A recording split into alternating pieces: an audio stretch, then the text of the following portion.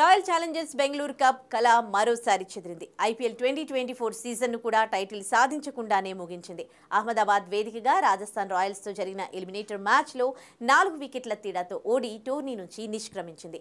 రాజస్థాన్ చేతిలో ఓడి ఓటమి బాధతో ఆర్సీబీ మైదానాన్ని వీడింది. కాగా ఆర్సీబీ కోచ్ యాండీ ఫ్లవర్ జట్టు గురించి కీలక వ్యాఖ్యలు చేశారు. కొందరు ఆటగాళ్లను విడిచిపెడుతున్నామని పరోక్షంగా వ్యాఖ్యలు చేశాడు. తమ సొంత మైదానమైన చిన్నస్వామి స్టేడియంలో సత్తా చాటాలంటే పేస్కొస్తే బౌలర్ల కంటే భిన్నమైన బంతులను సంధించే నైపుణ్యం ఉన్న బౌలర్లు కావాలని అన్నాడు.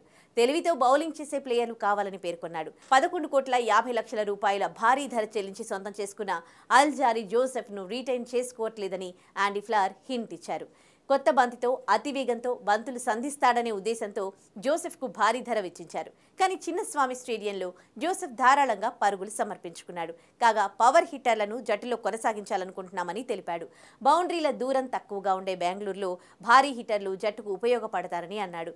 దీంతో 1,50,00,000కు సొంతం చేసుకున్న టామ్ కరన్ను ఆర్సీబీ ఫ్రాంచైజీ గుడ్ బై పలికే అవకాశాలు ఎక్కువగా ఉన్నాయి. వచ్చే సీజన్లో కూడా డూప్లెసిస్ కెప్టెన్ అని యాండీ ఫ్లవర్ పరోక్షంగా చెప్పాడు. డూప్లెసిస్ జట్టును గొప్పగా నడిపించాడని అన్నాడు. ఆశలేని స్థితి నుంచి జట్టును ప్లే ఆఫ్స్కు చేర్చడంలో కోహ్లీ, డూప్లెసిస్ ఎంతో శ్రమించారని అన్నాడు.